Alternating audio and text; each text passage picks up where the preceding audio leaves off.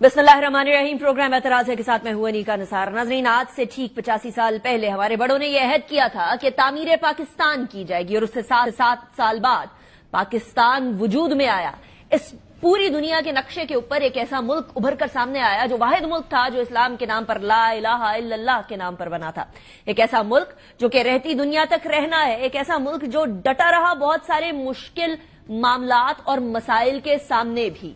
आज भी पाकिस्तान पर मुश्किल वक्त है, सिक्योरिटी के हवाले से भी, इकोनॉमी के हवाले से भी, सियासी सूरत हाल के हवाले से भी। लेकिन आज ही का वो दिन है जहां हमें तजदीदे अहदे वफा करनी होगी कि पाकिस्तान सब चीजों से बरतर है। जात से, पार्टी से, अपनी सोच से, अपनी खानदान से पाकिस्तान ज्यादा मुकद्दम है। और जब हम ये सोच लेकर आगे बढ़ेंगे तो हमें ये अंदाजा होगा कि हमें अल्लाह ताला का कितना शुक्रगुजार होना चाहिए कि हमारे पास आज ये मुल्क है। अगर नजर दौड़ाइए आसपास के मुमालिक पर तो जरा देखिए कि अफगानिस्तान के साथ क्या हुआ, फिर देखिए कि यूक्रेन जिसने अपना 1990s के अंदर यूएसएसआर टूटने के बाद अपना न्यूक्लियर आर्म्स गिव अप कर दिए, इस वादे पर जो यूरोप और यूएस की तरफ से किया गया कि आपके न्यूक्लियर आर्म्स जो है देने के एवज हम आपको सिक्योरिटी फराहम करेंगे। और आज देखिए कि यूक्रेन के सदर को यूएस जाके किस तरीके से व्हाइट हाउस में बिठाकर बेइज्जत किया जाता है। इसीलिए पाकिस्तान का दिफा नाकाबिले तस्खीर होना लाजिम और मलजूम तो है ही है, लेकिन उसके साथ साथ हम सबका इस बात का अहद करना कि हम पाकिस्तान की सालमियत, पाकिस्तान की इज्जत और ताजीम के लिए सबसे पहले आगे बढ़ेंगे, ये भी लाजिम और मलजूम है। और इसी हवाले से आज एक तकरीब भी थी। यकीनन 23 मार्च को तकरीब रोनमती है, परेड होती है। उस तकरीब में आज सदर आसिफ जरदारी ने कुछ मुल्क दुश्मन अनासिर की तरफ इशारा किया। सुने। भारत पाकिस्तान को हमेशा मैली आंख से देखता है और दूसरी जानब फितना ख्वार। हम इन सब को बता देना चाहते हैं पाकिस्तान की अवाम और मुसल्लह अफवाज साथ साथ खड़े हैं और इनकी नापाक अज़ाइम को नाकाम बना दे के हमारी नौजवान नस्ल में नफरत और मायूसी फैलाने को कोशिश की जा रही है। इसका भी मुकाबला करना होगा। 5th जनरेशन वॉरफेयर चैलेंज की सूरत इख्तियार कर गई है। अब इस हवाले से हम किसी और दुश्मन की तरफ तो इशारा कर रहे हैं। सदर आसिफ जरदारी ने भी भारत की बात की, अफगानिस्तान, खारिजीन की भी बात की, लेकिन सबसे पहले हम लोगों को अपने घर को दुरुस्त करना होगा। और इस घर को दुरुस्त करने के लिए हमें सियासत से मुबर्रा होकर एक दूसरे के ऊपर नुक्ताचीनी करने की बजाय, एक दूसरे के बुराइयां ढूंढने की बजाय इत्तफाक़े राय पर आना होगा, कॉमन ग्राउंड्स पर आना होगा। और वो कॉमन ग्राउंड्स पे तब आएंगे जब अनाओं की जंग छोड़कर पाकिस्तान की जंग की तरफ लेकर जाएंगे मामले को। इसके अलावा एक कुछ डेवलपमेंट्स हुई हैं, वो डेवलपमेंट्स बड़ी इंपॉर्टेंट है। वो डेवलपमेंट्स के अंदर से एक डेवलपमेंट ये है कि अफगानिस्तान के हवाले से जो पाकिस्तान के स्पेशल रिप्रेजेंटेटिव हैं एम्बेसडर सादिक, वो अफगानिस्तान गए थे। उन्होंने मुलाकात की थी अफगानिस्तान के फॉरेन मिनिस्टर से। और ये मुलाकात उस टाइम पर आई जिस टाइम पर यूएस से के रिप्रेजेंटेटिव्स अफगानिस्तान से होकर गए।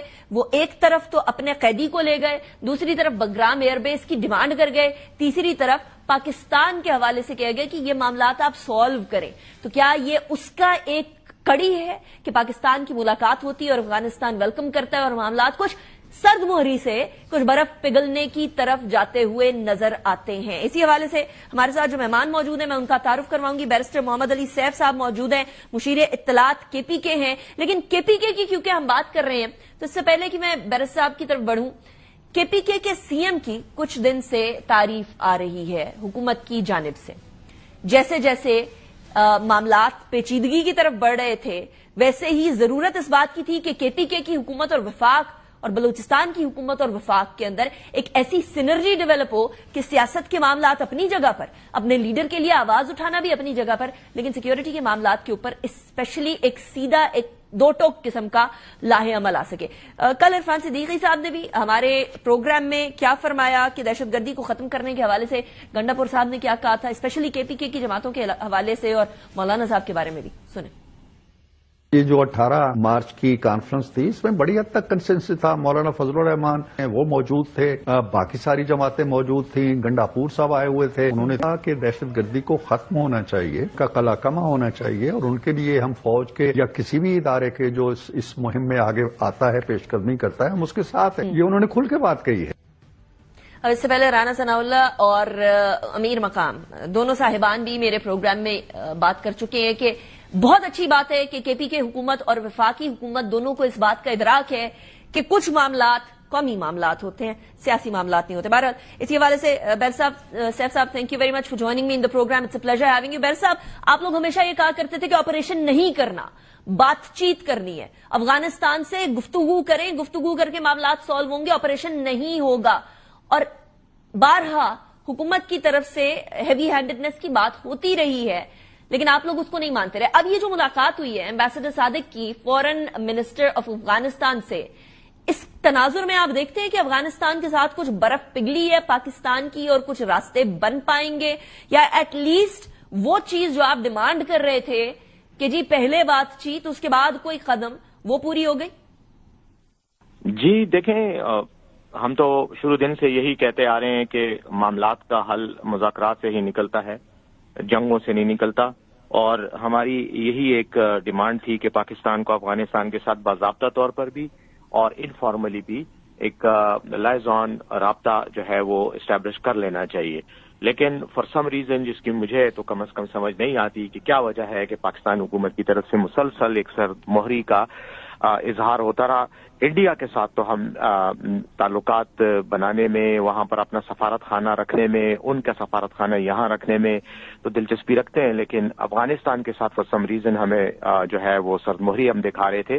تو میں یہ سمجھتا ہوں کہ ایمبیسڈر صادق کا یہ وزٹ یقیناً ایک اچھی پیش رفت ہے، لیکن اب اس میں کیا ڈسکس ہوا اور کتنی گہرائی میں اس ایشو کو جو ہے اس پر بات چیت ہوئی ہے، اور کیا کوئی عملی طور پر کوئی لائحہ عمل، کوئی پلان آف ایکشن جو ہے اس پر بات ہوئی ہے، یا صرف ایک فارمل ملاقات تھی کہ چائے پی اور واپس آ گئے. یہ چیزیں اب ظاہر ہے کہ فارن آفس کو ان کی تفصیل بتانی چاہیے، قوم کے ساتھ شیئر کرنی چاہیے. لیکن ہیونگ سیڈ آل دس، یہ ملاقات ایک بہتر پیش رفت ہے. رائٹ، لیکن آپ فرما رہے ہیں کہ انڈیا کے ساتھ تو ہم دوستی کرنے کو تیار ہیں، لیکن افغانستان کے ساتھ تیار نہیں ہے، اور آپ یہ کہتے ہیں کہ آپ کو نہیں معلوم کہ افغانستان کے ساتھ کیا مسئلہ تھا. آپ کے سامنے بیس صاحب آپ کا صوبہ سب سے زیادہ اس کا متاثرہ صوبہ ہے، بلوچستان اس کا متاثرہ صوبہ ہے. دہشت گردی ادھر سے کنٹینیوس ہو رہی تھی، یہ بات تو میں نے خود جا کے کرم میں وٹنس کی کہ وہاں سے تشکیلیں آ رہی تھیں ان کی اور کنٹینیوسلی اٹیکس ہو رہے تھے، جس کو کسی طریقے سے بھی افغانستان کی حکومت روک نہیں پا رہی تھی. تو آپ کو یہ وجہ کیوں سمجھ نہیں آ رہی ہے؟ کیوں کہہ رہے ہیں کہ مجھے یہ بات سمجھ نہیں آتی، مجھے یہ وجہ سمجھ نہیں آتی؟ جی مجھے جو سمجھ نہیں آتی وہ یہ ہے کہ جو آپ نے وجوہات بتائیں، تشکیلوں کا آنا یا افغانستان سے طالبان کی سرگرمیوں کا مرکز ہونا، یہ ساری وہ وجوہات ہیں جن کی وجہ سے میں یہ سمجھتا ہوں کہ ہمارے تو ان کے ساتھ بہت زیادہ انٹریکشن ہونا چاہیے تھا. ہمارے سفیر وہاں پر کوئی ایسا بندہ ہونا چاہیے تھا جو پشتو زبان کو، پشتونوں کے کلچر کو سمجھتا. وہاں پر جو شخص اس وقت بطور سفیر بھی بیٹھا ہوا ہے، میں ذاتی اٹیک نہیں کر رہا، لیکن مطلب میرے خیال میں وہ اس کی کریڈیبلٹی یا فنکشنل طور پر وہ اتنا افیکٹو نہیں ہے جتنا اگر وہاں کا کوئی ہمارا کے پی کی طرف سے یا بلوچستان کی طرف سے کسی پشتون کو وہاں بٹھایا جاتا. اس کی وجہ یہ ہے کہ دیکھیں افغانوں کا ایک پرٹیکولر کلچر ہے، اور اس کلچر کے تحت یہ جو در اندازی ہے، جو دخل اندازی ہے پاکستان میں، حملے ہیں، ان کو روکنے کے ہمارے اپنے بھی پشتون ولی کے کچھ تقاضے ہیں. ہم وہ باتیں بھی کر سکتے ہیں اور افغان ان کو سمجھتے ہیں، لیکن یہی تو وجہ ہے کہ چونکہ وہاں پر ایک پرابلم ہے تو ہمارا ان کے ساتھ رابطہ بہت زیادہ ایکٹیولی ہونا چاہیے تھا. ہوتا تو میں سمجھتا ہوں کہ یہ جو تشکیلوں کی آپ بات کر رہی ہیں یا باقی چیزیں ہیں، مسائل جو ہیں، یہ شاید ان کی انٹینسٹی اتنی نہ ہوتی. دوسری بات یہ ہے کہ دیکھیں ایک چیز کو ہمیں ماننا چاہیے اور تسلیم کرنا چاہیے کہ ٹھیک ہے، ہم الزام لگانے کی حد تک تو افغانستان پر بات کرتے ہیں اور کرنا بھی چاہیے اگر ان کی طرف سے طالبان کے حملے ہوتے ہیں، لیکن دوسری طرف ہمیں یہ بھی دیکھنا ہے کہ کیا واقعی افغان حکومت اتنی طاقت رکھتی ہے یا اتنے وسائل اور اختیار رکھتی ہے کہ وہ اپنی سرحدوں پر جو انفلٹریشن ہے اس کو روک سکے، کیونکہ ہم تو نہیں روک پا رہے ہیں اپنی سائڈ پہ اس طرح سے جس طرح سے. آپ یہ کہہ رہے ہیں کہ افغان حکومت ایک سٹیمپ پیپر گورنمنٹ ہے بیرسٹر صاحب، ان کا اپنے ہی سرحدوں کے اوپر کوئی اختیار نہیں ہے، اور اگر ایسا نہیں ہے تو وہ حکومت میں کیوں بیٹھے ہیں؟ انیکا دیکھیں، میں ایسی بات ہرگز نہیں کر رہا. افغانستان کی حکومت اس وقت ایک ڈی فیکٹو حکومت ہے اور اب تو صدر ٹرمپ بھی اس کو تسلیم کرنے کی باتیں کر رہا ہے، لیکن افغانستان کا یہ جو سرحدی علاقہ ہے اس کو کوئی بھی کنٹرول نہیں کر سکتا. یہ تو میں آپ کو آج کاغذ پہ لکھ کے دینے کو تیار ہوں، سٹیمپ پیپر پہ، کہ اس کو کنٹرول کرنا دنیا کے सरहदों में जो कॉम्प्लिकेटेड सरहद हैं उनमें सबसे मुश्किल सरहद है ये। इसको रूस अपने 10 साल दौरे हुकूमत में जब अफगानिस्तान पे काबिज था, रूसी फौज सुपर पावर थी, वो नहीं कंट्रोल कर सके। यहां से इन्फिल्ट्रेशन को अमेरिका 20 साल अफगानिस्तान में रहा, वो नहीं कंट्रोल कर सका। हमने बाड़ें लगवा ली, सब कुछ किया, फिर भी स्मगलिंग और इन्फिल्ट्रेशन जारी है। तो इसलिए ये एक मुश्किल काम है। अफगान हुकूमत की कैपेसिटी पे अगर आप सिर्फ डिपेंड करेंगे कि वही इसको मैनेज करेंगे तो मैं समझता हूं ये मुश्किल है। वो हाँ अलबत्ता अगर अफगान तालिबान और पाकिस्तानी फौज या पाकिस्तानी लॉ इन्फोर्समेंट इदारे मुश्तरका तौर पर एक दूसरे के साथ अंडरस्टैंडिंग के साथ ये कार्रवाइयां करें तो फिर सरहदों पर हम बड़ी हद तक कंट्रोल हासिल कर सकते हैं। और उसके लिए जरूरी है कि आप उनके साथ बात करें। उनके साथ तो बाद में बात करें, लेकिन सबसे पहले केपीके और वफाक के जो मामलात हैं वो हल होना इस टाइम पर सबसे ज्यादा जरूरी है। और अमूमन ये हुआ नहीं करता बैरिस्टर साहब, लेकिन मेरे ही अपने प्रोग्राम में 2 PMLN के रहनुमाओं ने, अमीर मकाम साहब ने और राना सनाउल्लाह साहब ने, सीएम केपीके की तारीफ की है कि वो एटलीस्ट इन मामलात को समझते हैं जो सिक्योरिटी के और नेशनल सिक्योरिटी, नेशनल इश्यूज के मामलात हैं। सो क्या हम ये भी समझे कि अफगानिस्तान के साथ तो मामलात थौ हो ही रहे हैं, लेकिन अदर भी बर्फ पिघल रही है? देखिए, बर्फ तो पिघलनी चाहिए, लेकिन यहां पर हम सियासत भी कर रहे हैं। PMLN की अपनी सियासत है, हमारी अपनी सियासत है, और जो सियासी एक होता है तनाव, उसको आप 100% सॉल्व कर ही नहीं सकते किसी भी डेमोक्रेटिक सिस्टम में। ये उस डेमोक्रेसी की एसेंस में है कि पॉलिटिकल ताकतों में, पॉलिटिकल पार्टीज में एक दूसरे के साथ कोई ना कोई इख्तिलाफ और जो है एक मामूली हद तक कन्फ्रंटेशन रहनी चाहिए, लेकिन वो पॉलिटिकल होनी चाहिए। उसका असर कौमी मफादात से मुतल्लिका उमूर पर नहीं होना चाहिए, क्योंकि फिर आप नुकसान दे रहे होते हैं रियासत को, बजाय उसको मजबूत करने। रह गई बात केपी की तरफ से, तो देखिए मैं केपी के एक जिम्मेदार की हैसियत से इतना तो कह सकता हूं कि हमने तो हमेशा कोशिश की है कि हम वफाक के साथ जिन मामलात में अंडरस्टैंडिंग हो सकती है वो करें, लेकिन वफाक को बातचीत से ज्यादा, तारीफ करने से ज्यादा कुछ अमली इकदाम भी करने हैं। 2000 अरब हमारे बकाया जात है नेट हाइडल प्रॉफिट में, हमारे कोई 900 अरब के करीब हमारे दीगर बकाया जात है। मैं तो मतलब ये कहूंगा कि अगर हमारे पैसे ही हमें दे दें तो शायद दहशतगर्दी की ये जंग हम खुद लड़ सके, हमें वफाक से हेल्प की जरूरत ही नहीं होगी। तो इसके बारे में बातचीत हो रही है बैरिस्टर साहब? इसके बारे में वफाक के साथ डिस्कशंस चल रही हैं आप लोगों की? अनेका कई बार बात हो चुकी है, बार बार लेटर्स लिखे जा चुके हैं, मुलाकातें हो चुकी हैं एपेक्स कमेटी में, उसके अलावा नेशनल सिक्योरिटी काउंसिल की जो मीटिंग्स होती हैं, उसके अलावा जो SIFC के इजलास हुए हैं, हाई पावर्ड और हाई लेवल इजलास होते हैं, उनमें सब टॉप लीडरशिप होती है कौम की, उनके सामने बातें हुई हैं और काफी मर्तबा हमें यकीन दिलाया गया कि हम पैसे देंगे, लेकिन नहीं दे रहे। दूसरी तरफ जब कोई खुदा न खास्ता वहां पे कोई बदमजगी होती है, कोई हमला होता है, कोई ऐसी सूरत हाल पैदा होती, तो फिर वजीर आजम साहब भी और उनके वज़रा भी यक जुबान होकर केपी पर हमलावर हो जाते हैं कि आपकी CTD नहीं है, आपके ये नहीं है। भाई CTD अगर हमारी मजबूत भी हो, पहली तो हमारी अपनी CTD यकीनन आपकी वजह से, अगर आप हमें वसाइल देंगे तो हम CTD को मजबूत इफेक्टिव करेंगे, लेकिन चूंकि आपके कंट्रोल में है वो तमाम नेशनल सिक्योरिटी के इदारे, चाहे वो टेलीकम्युनिकेशन इदारे हैं, चाहे वो FIA है। CTD तो आपके कंट्रोल में होगी, वो तो सूबाई इशू होता है। और प्लस हम लोगों ने तो सुना था कि पाकिस्तान तहरीक इंसाफ ने सूबाई पुलिस को इतना तगड़ा कर लिया है कि उसके बाद पुलिस रिफॉर्म्स की एक मिसालें दी जाती थी, वो पुलिस रिफॉर्म्स किधर गई बैरिस्टर? थोड़ी सी एक बात मैं आपको बताऊं अनीका, अगर आप पाकिस्तान के कॉन्स्टिट्यूशनल पैराडाइम को देखें तो लॉ एंड ऑर्डर सूबों की जिम्मेदारी है, जिसके लिए पुलिस का महकमा है, जिसके लिए ये, और नेशनल सिक्योरिटी हमेशा नेशनल फेडरल गवर्नमेंट की जिम्मेदारी होती है।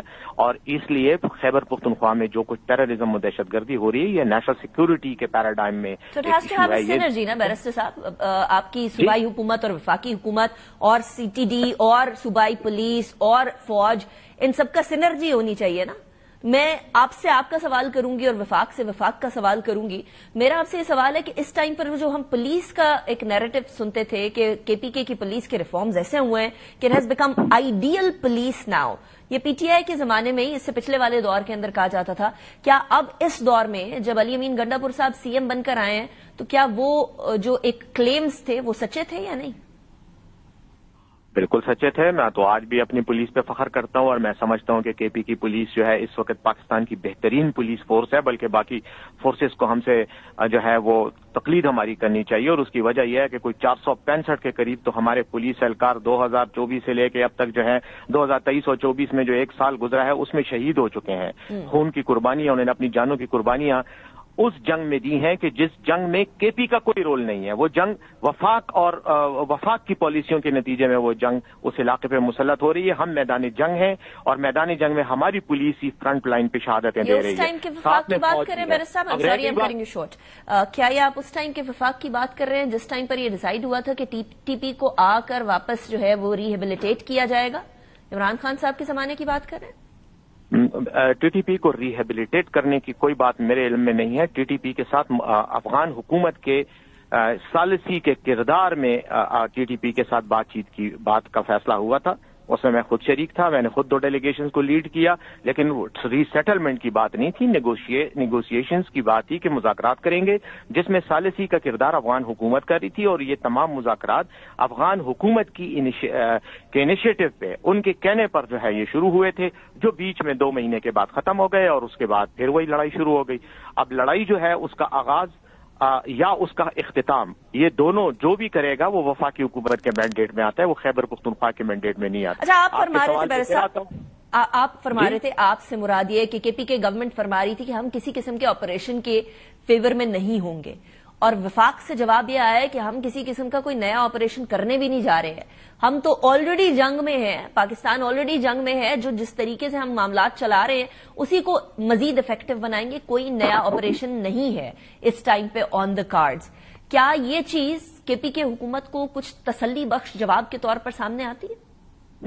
हमारा मसला ये है कि वफाक की तरफ से जो भी इस तरह की बातें आती हैं या गलतफहमियां पैदा होती हैं, वो basically because of their incompetence, इनकी नाअहली की वजह से इस तरह की बातें होती हैं। मसलन मैं आपको, नाअहली का ये लफ्ज मुझे पता है कि सख्त लफ्ज है, लेकिन हमारे वजीर आजम मोहतरम शहबाज शरीफ साहब ने एपेक्स कमेटी के इजलास के बाद ऑपरेशन का लफ्ज इस्तेमाल किया, इस्तिलाह इस्तेमाल की, विदाउट कंसिडरिंग द फैक्ट कि इसके इम्प्लीकेशंस क्या होंगे, जिसकी वजह से केपी में एक परेशानी पैदा हुई कि शायद दोबारा ऑपरेशन शुरू करें। बहरहाल बाद में ISPR ने भी और बाकी इदारों ने उसकी वजाहत भी कर दी कि ऐसी कोई बात नहीं। अब रिसेंटली फिर नेशनल सिक्योरिटी काउंसिल की मीटिंग के बाद इस तरह का तासुर दिया गया कि जैसे शायद ऑपरेशन जो है वो शुरू होने वाला है, और ये तासुर मीडिया में आया। मीडिया ने की वजह से, जब मीडिया में लोग देखते हैं तो लोग भी परेशान हो जाते हैं, फिर आवाजें उठती हैं।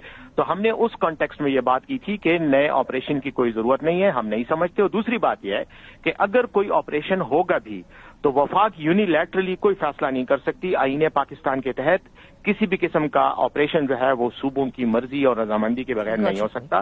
तो अगर सूबे से पूछा जाएगा, हमारा मौक़िफ़ यह है कि इस वक्त जरूरत नहीं है। हाँ, अलबत्ता इंटेलिजेंस बेस्ड ऑपरेशंस और जिस तरह की कार्रवाइयां टारगेटेड हो रही हैं, इनको मजीद तक़वियत देने की जरूरत है, और हमें उसमें वसाइल भी चाहिए, हमें अपने भी चाहिए और फौज को भी मजीद स्ट्रेंथन। आई होप कि वफाक और केपी के और बलोचिस्तान हुकूमत, ये सारे मिलकर एक सिनर्जेटिकली, ऑफ कोर्स सिंध हुकूमत भी सिनर्जेटिकली इस नासूर से जान छुड़ा सके। Thank you very much barrister साहब, आपने हमें ज्वाइन किया। Was a pleasure having you. Break की तरफ के बाद वापस आते हैं, कुछ जरा इकोनॉमी के हवाले से बात करते हैं। पाकिस्तान की मईशत को भी तगड़ा करना है, इसलिए क्योंकि ये जितने सिक्योरिटी के मसाइल होते हैं ये इकोनॉमी को डायरेक्टली और इनडायरेक्टली टारगेट कर रहे होते हैं। Will talk after break.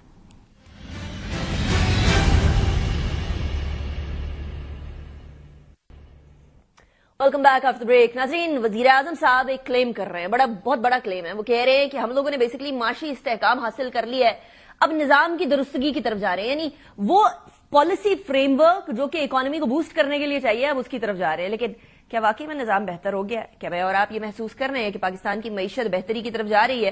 क्या मैक्रो इकोनॉमिक्स की तरफ सारा ध्यान है, या माइक्रो इकोनॉमिक इंडिकेटर्स की तरफ भी ध्यान जाएगा? अवाम की तरफ ट्रिकल डाउन इम्पैक्ट कब आएगा? वो सारे सवाल आते हैं जो हमने पूछने हैं। लेकिन सिर्फ माइक्रो इकोनॉमिक्स की बात नहीं है। इस टाइम पर जो IMF के साथ SLA यानी स्टाफ लेवल एग्रीमेंट है वो साइन नहीं हुआ था, उसकी तरफ हम आगे बढ़ रहे हैं। लेकिन फिलहाल कब तक ये अग्रीमेंट साइन होगा और फिर एग्जीक्यूटिव बोर्ड में मामला जाएगा और एग्जीक्यूटिव बोर्ड हम लोगों को वो $1 अरब देगा जिसका हम इंतजार कर रहे हैं। अली परवेज मलिक साहब हमारे साथ मौजूद हैं, वजीर पेट्रोलियम है, लेकिन इकोनॉमी को बहुत बेहतर तरीके से जानते हैं। And I know him as a matter of fact, I know कि इकोनॉमी के हवाले से बाकी डिफरेंट फील्ड्स के अंदर भी अली परवेज मलिक साहब जो है वो गवर्नमेंट की सपोर्ट करें। अली साहब, thank you very much for joining me in the programme. علی صاحب سب سے پہلے تو یہ بتائیے گا، یہ بہت شکریہ انیکا آپ بلانے کا. مائی پلیجر. اچھا علی صاحب، سب سے پہلے ایک طرف ہم لوگوں کو پیٹرولیم مصنوعات کے اندر لیوی کم کرنی تھی کیونکہ عالمی منڈی کے اندر اچھا خاصا پیٹرولیم کی مصنوعات میں کمی آئی. ہم لوگوں نے اپنی لیوی کو ہائی رکھا اور وہ ٹرکل ڈاؤن امپیکٹ جو کہ پیٹرولیم کی عالمی سطح کے اوپر کمی آنے کی وجہ سے اس کی قیمتوں کے اندر ہمارے عوام تک پہنچنا تھا وہ نہیں پہنچا. اب اس کو احسان کر کے بتایا جا رہا ہے ہم تو جی بجلی کے اندر وہ والا امپیکٹ ڈال دیں گے، بجلی سستی کرنے لگے ہیں ہم. تو یہ تو رائٹ تھا نا عوام کا کہ اگر عالمی منڈی کے اندر پیٹرول سستا ہو رہا ہے تو ان کو ٹرکل ڈاؤن افیکٹ کر کے امپیکٹ دیا جاتا ہے. دیکھیں انیکا، گزارش یہ ہے کہ جس مہنگائی کے طوفان سے آج ہم نکلتے ہوئے نظر آ رہے ہیں نا، ہمیں سمجھنے کی ضرورت یہ ہے کہ اس کی بنیاد ان ریکارڈ خساروں کے اندر تھی جو عمران خان صاحب کی حکومت ہمیں دے کے گئی تھی. تو اگر ہم نے لوگوں کی زندگی آسان کرنی ہے، اور یہ جو سب سے بڑا ٹیکس جو ایک عام آدمی کے اوپر بوجھ کی طرح گرتا ہے، طوفان کی طرح، آندھی کی طرح گرتا ہے، جو مہنگائی کی شکل کے اندر ہوتا ہے، اگر اس کو ہم نے قابو پانا ہے تو ہمیں اپنے خساروں کو قابو پانا ہے. تو اگر خساروں کو قابو پانا ہے تو ہمیں ذمہ دارانہ انداز کے اندر اپنی معیشت کو آگے چلانا پڑے گا. تو اگر اب اس میں اگر آپ نے بجلی جو ایک بہت بڑی تکلیف بن کے، رکاوٹ بن کے ہماری ترقی کے راستے کے اندر کھڑی ہے، اگر ہم نے اس رکاوٹ کو دور کرنا ہے تو ہمیں اس کے لیے کہیں نہ کہیں سے وسائل تو اکٹھے کرنے پڑیں گے نا.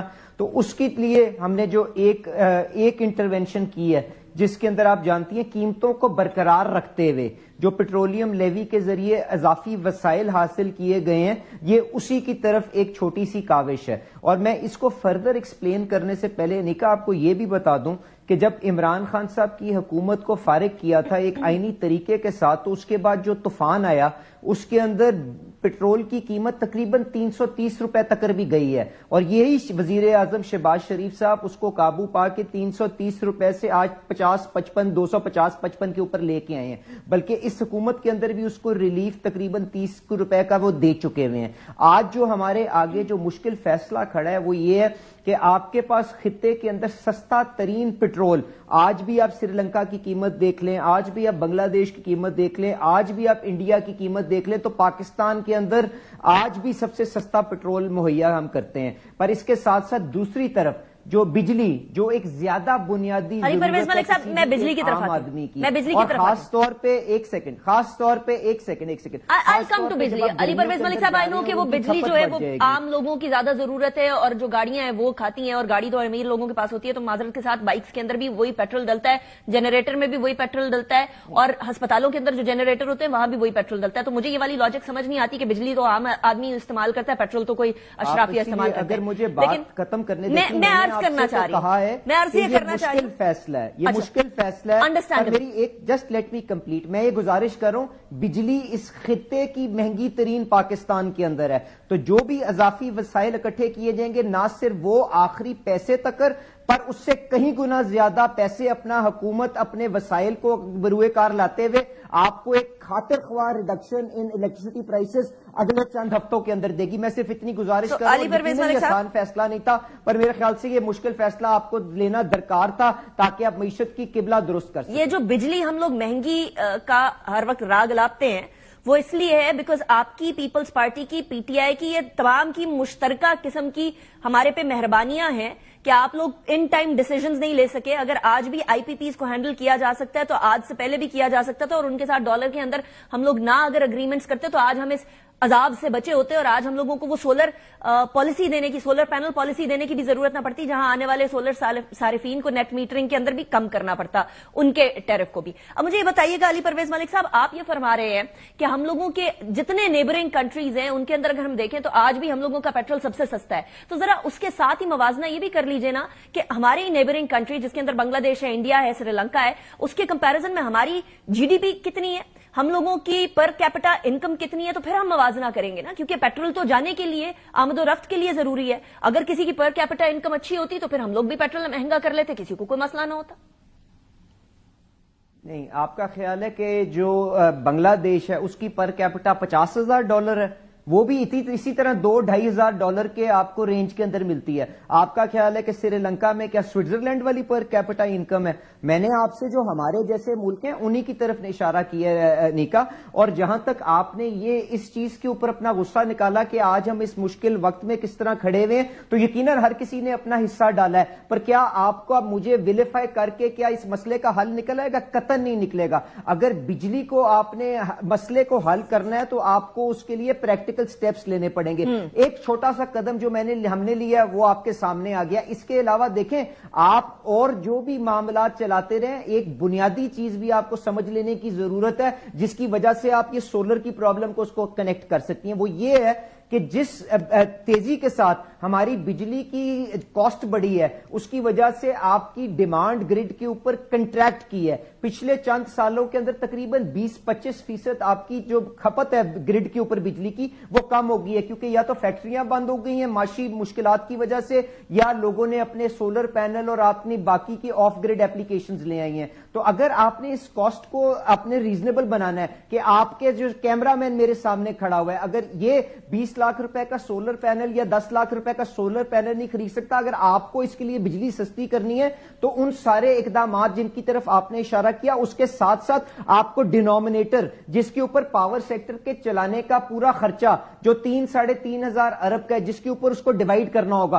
تو آپ کو وہ کنٹریکٹنگ ڈیمانڈ کو بھی ایکسپینڈ کرنا ہے. تو ہم اس کے لیے بھی کوشش کر رہے ہیں جس کے لیے یہ آپ کو بتایا ہے کہ ہم نے سارے پرانے جو نیٹ میٹرنگ کے کانٹریکٹس ہیں ان کا احترام کرتے ہوئے ان کو ٹچ نہیں کر رہے, پر آگے آپ کو لوگوں کو یہ ایڈوائزری یہ گائیڈنس دے رہے ہیں کہ شہباز شریف صاحب خاطر خواہ انداز کے اندر بجلی کا ریٹ کم کرنے جا رہے ہیں, ہمیں گرڈ کے اوپر کھپت بڑھانے کے لیے آف گرڈ کو ڈسکریج کرنا ہے, اور آج سے اگر آپ سولر کے اندر انویسٹ کریں گے تو آپ کو ایک لوور ریٹ کے اوپر آپ کو بجلی کی کھپت بڑھانے کے لیے آف گرڈ کو انکریج کرنا ہے. علی پرویز ملک صاحب کیا اس کا مطلب یہ ہے, علی پرویز ملک صاحب کیا اس کا مطلب یہ ہے کہ سولر پینل اپنا خرچہ جو بیٹری کے ساتھ استعمال کریں گے آپ اس کو ڈسکریج کر رہے ہیں؟ ہی رہ جائے گا, اس کے لیے اور مہنگی بجلی دینی پڑے گی. So that is not the person جس نے سولر پینل لگایا, وہ اس کا قصور نہیں ہے کہ اگر اس شخص کو جو گریڈ کے اوپر ہے اس کو زیادہ مہنگی بجلی دینی پڑے گی. ایز آئی سیڈ یہ پالیسی ایشو تھا, کمپلیٹ اس کا ملبہ آپ پہ نہیں ڈال سکتے.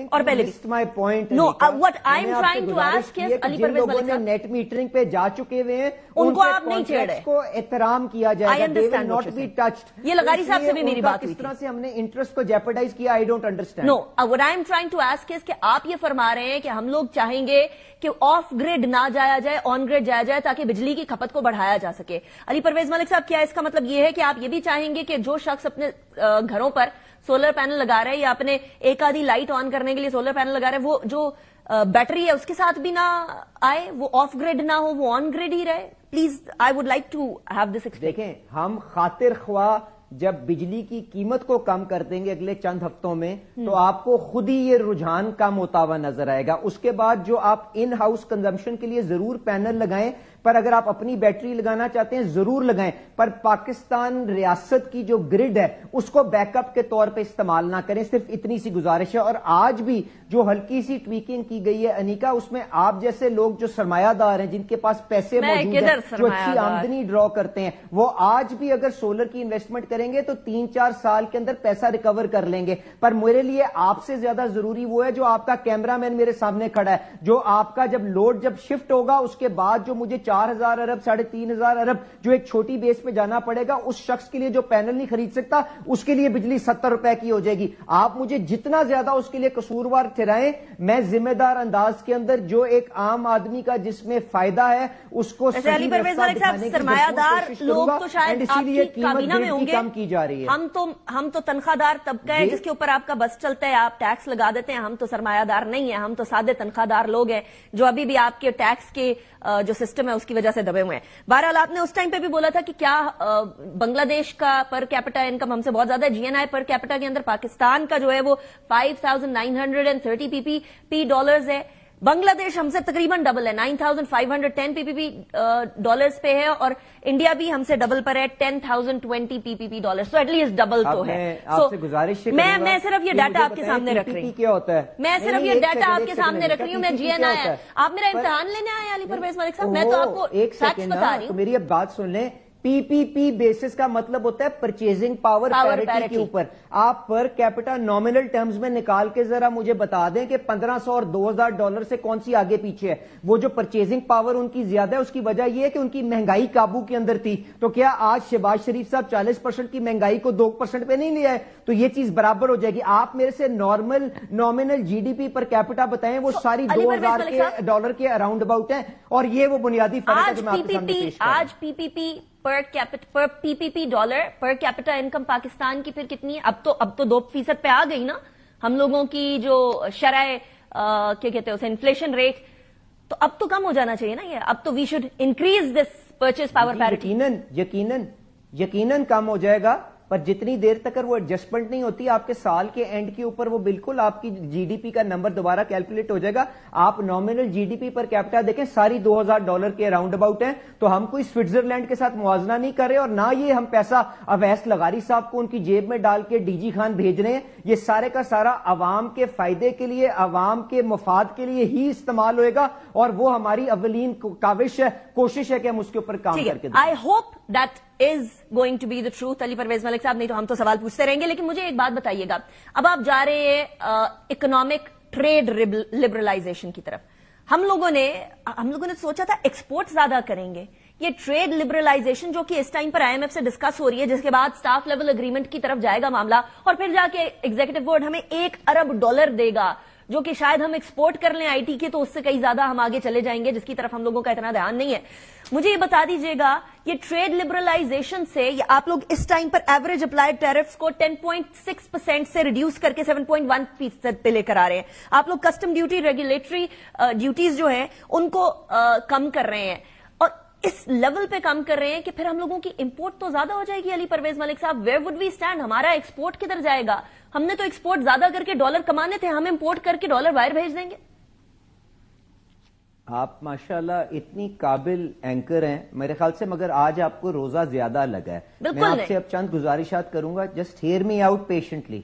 गुजारिश ये है कि IMF का जो हमें $1 बिलियन दरकार है ना, वो is not required just because they will be giving us that money. वो इसलिए दरकार है कि हमें वो क्लीन बिल ऑफ हेल्थ चाहिए, जिसके बाद आप दुनिया से कारोबार कर सकते हैं। और ये जो हमने ये जो इकोनॉमिक्स को चैलेंज करने की कोशिश की ना, उसका नतीजा हम देख चुके। तो काइंडली ये $1 बिलियन को इस तरह से मिनिमाइज, या इसको छोटा सा उसको आप उसका मजाक मैं तो तमस्कुर नहीं हो रहा।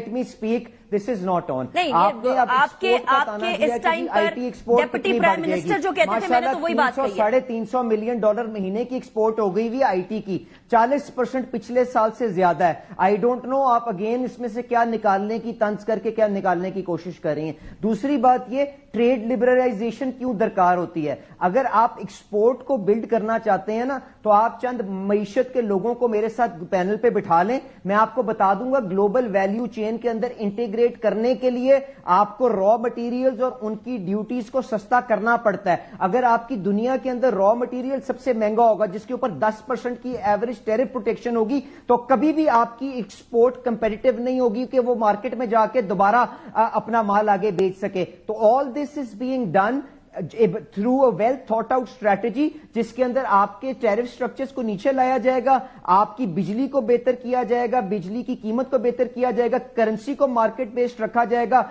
इंटरेस्ट रेट नीचे आ गए, and all this will feed into your competitiveness. And जब कंपेटिटिवनेस और प्रोडक्टिविटी रिस्टोर होगी, तो उसके बाद ही आप माल आलमी मंडियों में बेच सकते हैं। तो ये कोई ऐसी चीज नहीं है कि हमने इंपोर्ट को डंडे से रोक के रखना है, और अगर आप डंडे से रोक के रखेंगे तो वो खाम माल कहां से आएगा जिससे आपने कन्वर्ट करना है। तो प्लीज इस तरह से आधी बात करके लोगों को कंफ्यूज मत करें। I expect better from you.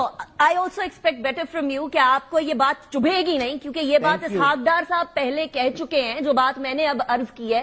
इससे पहले जब IMF के पास गए थे, तो उन्होंने ही कहा था कि हम IMF को जो है वो उनके बाजू को मरोड़ के रखेंगे। तो प्लीज ये मुझ पे मलबा ना डाले, ये पहले आप उनसे जाके बात कर नहीं रखेंगे, पहले ये बात हो चुकी नहीं रखेंगे। हम उनके साथ शराकत दारी के अंदर काम کر رہے ہیں بیکاز وہ ہمارے پارٹنرز ہیں ان دس ڈیولپمنٹ پروسیس. اور اگر ہم نے کوئی غلطیاں کی ہیں تو اس میں کسی ایک بندے نے وہ غلطی نہیں کی, وہ پوری بحیثیت قوم ہم نے کی ہے کہ 25ویں دفعہ IMF کے پاس جا رہے ہیں. تو پلیز انڈرسٹینڈ ہماری کیا معاشی حقیقتیں ہیں, اس کے ساتھ ہمیں کس کے ساتھ مل کے آپ مجھے بتائیے کو چلانا ہے, اور یہ پلیز پوائزن کر کے لوگوں کو یہ کنفیوز مت کریں. Do not try to portray it as poisoning. Ali Parvez Malik صاحب, سوال پوچھنا میرا حق ہے, آپ یہ بیچ میں تانے ایڈ کیے بغیر جواب دے سکتے ہیں, وہ آپ کا حق ہے.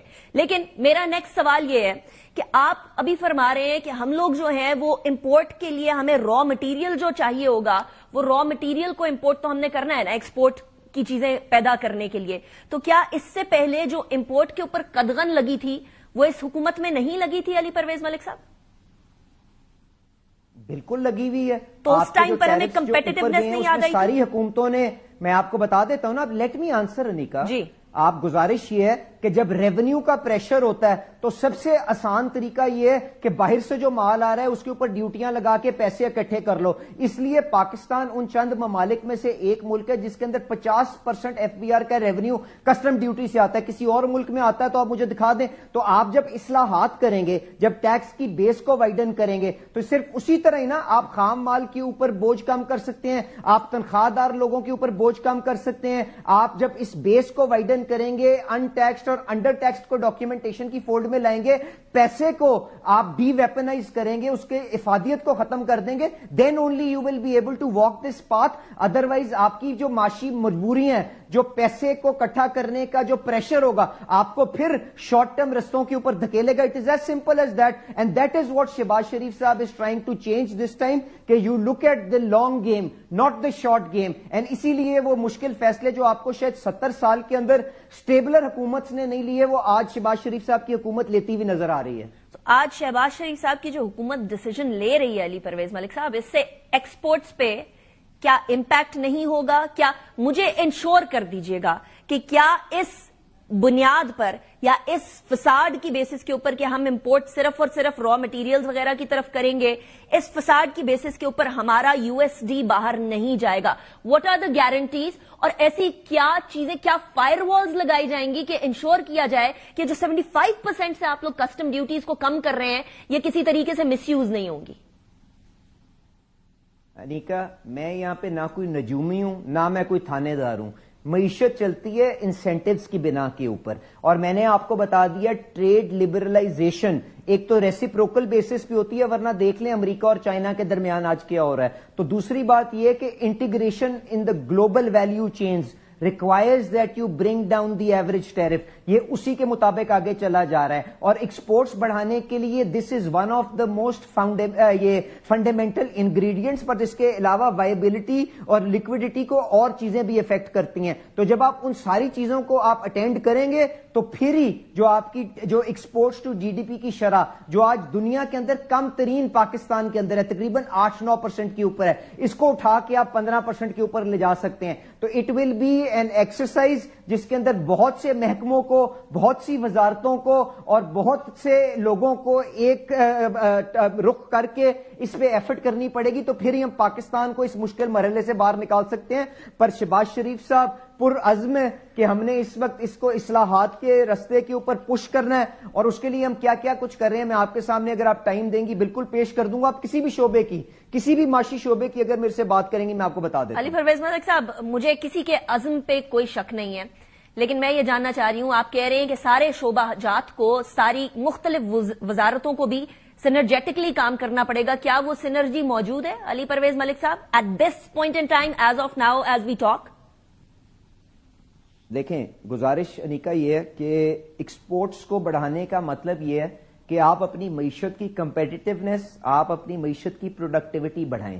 اب اس پروڈکٹیوٹی کو بڑھانے کے لیے سرمایہ کاری بھی درکار ہے, اور اس کے لیے آپ کو کنسسٹنسی اینڈ پریڈکٹیبلٹی آف پالیسی بھی درکار ہے. اس کے لیے جو ہمارے وسائل اور جو ہماری صورتحال ہے ہم اس کے اندر کوشش کریں. دوسرا جو بنیادی جز اس کا ہے وہ یہ ہے کہ آپ وائبلٹی کو جو چیزیں افیکٹ کرتی ہیں, آپ کی ٹریڈ کنسیشنز, آپ کی مارکیٹ ایکسیس, آپ کے بجلی کا ریٹ, آپ کی ٹیکسیشن, آپ اس کے اوپر کام کریں. ہم اس کے اوپر بھی کام کر رہے ہیں. جو تیسرا اس میں بنیادی جز ہے وہ یہ ہے کہ آپ جو جو ہے ایکسس ٹو کیپٹل، لوگوں کو سرمایہ کس طرح مہیا کرتے ہیں کہ وہ اپنا کام کر سکیں، جس میں آپ کا ریفنڈ سسٹم، آپ کا بینکنگ نظام اور یہ ساری چیزیں، تو ہم ان ساری چیزوں پہ کام کر رہے ہیں. اب اس کے اندر کوئی میرے جیسا نالائق آدمی ہوگا جو تھوڑا کم کام کر رہا ہوگا، کچھ آپ جیسے لوگ سمجھدار زیادہ ہوں گے جو بہت تیزی سے کام کر رہے ہوں گے. بٹ ان شاء اللہ تعالیٰ if you look at it collectively we are definitely moving in the right direction. Okay, so you're saying کہ سینرجی اس ٹائم پر ہے، کافی حد تک ہے. It is not ideal because آپ جانتی ہیں کہ یہاں پہ ہماری سیاسی مجبوریاں بھی کچھ ہیں. تو I am not seeing it as ideal but what I am seeing کہ گزرے ہوئے کل سے آج کا دن بہتر ہے، اور ان شاء اللہ تعالیٰ اگر ہم اسی طرح اسٹیڈ فاسٹ ہو کے کام کرتے رہے تو آنے والا دن اور بہتر ہوگا. علی پرویز ملک صاحب، آئی ہوپ یہ سیاسی مجبوریاں کل کو ان ایفیشنسی یا ان کیپیبلٹی کا کوئی بہانہ نہیں بنے گی. I hope so too. I hope کہ آپ لوگ پرفارم کر سکیں گے. لیکن یہ جو آپ نے آفر کی ہے نا کہ مختلف اکانومسٹ کو ساتھ بٹھایا جائے اور آپ کو ساتھ بٹھایا جائے، I think we should do a show about this and we'll certainly have a good debate and people should know کہ آپ کا کیا پوائنٹ آف ویو ہے. تھینک یو ویری مچ. آپ کا روزہ اس دن نہیں ہونا چاہیے نہیں کا. علی پرویز ملک صاحب، روزے کے علاوہ بھی ایسے ہی سوال ہوں گے کڑوے جس کا جواب آپ کو دینا پڑے گا کیونکہ یہ عوام کے سوال ہے اور میں پٹ فارورڈ کروں. Thank you very much Ali Parvez Malik. It was a pleasure having you in the program. Break کی طرف جائیں گے، بریک کے بعد واپس آتے ہیں and will continue with the شو.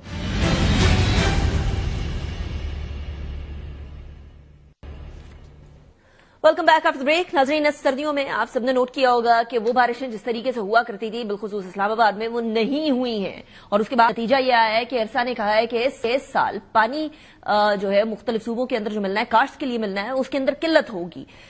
ارسا نے یہ بھی بتایا بڑی الارمنگ سچویشن ہے کہ پاکستان کے اندر ہر سال 1.86 کروڑ فٹ صاف پانی ضائع کر دیا جاتا ہے. اسی طریقے سے ارسا نے بھی کہا ہے کہ وابڈا کی جو زیر انتظام پاکستانی پانی سٹور کرنے کا طریقہ کار ہے، وہ جو 4 بڑے منصوبے ہیں وہ بھی التوا کا شکار ہیں اس ٹائم پر. منصوبوں کے اندر دیا میر بھاشا ڈیم موجود ہے، محمد ڈیم جیسے بڑے پروجیکٹس، یہ دونوں اس میں شامل ہیں. یہ منصوبے نہ صرف پانی کو سٹور کرنے کی صلاحیت رکھتے ہیں بلکہ obviously ہائیڈل بجلی بھی یہی بنائیں گے، وہ بھی التوا کا شکار ہے. پاکستان میں 50% سے زائد شہری پینے کے پانی جو صاف پانی ہوتا ہے اس جیسے بیسک ہیومن رائٹ سے محروم ہے. دنیا میں 2 ارب لوگوں کا انحصار گلیشیئرز کے پانی پر ہے جو اس کو پینے، توانائی کی پیداوار کرنے اور انڈسٹریز کے لیے استعمال کرتے ہیں. اقوام متحدہ کے مطابق موسمیاتی تبدیلیوں کی وجہ سے جو گلیشیئرز ہیں ان کی میلٹنگ کا جو پروسیس ہے بڑا تیزی سے آگے بڑھ رہا ہے، اور پاکستان کے اندر بھی اسی طرح کی صورتحال ہے. اگر انٹارکٹیکا کو چھوڑیے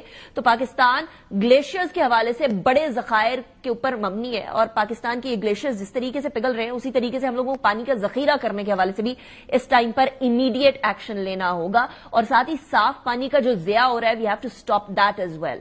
اس کے بارے میں آف کورس گورنمنٹ، صرف حکومت ہے وہ نہیں بلکہ ساری صوبائی حکومتوں کو بیٹھ کر اس امپورٹنٹ ایشو کو دیکھنا ہوگا کیونکہ آنے والی جنگیں پانی کے لیے ہوں گی. انیکا نثار کو اجازت دیجیے، اپنا بہت خیال رکھیے گا. اللہ حافظ.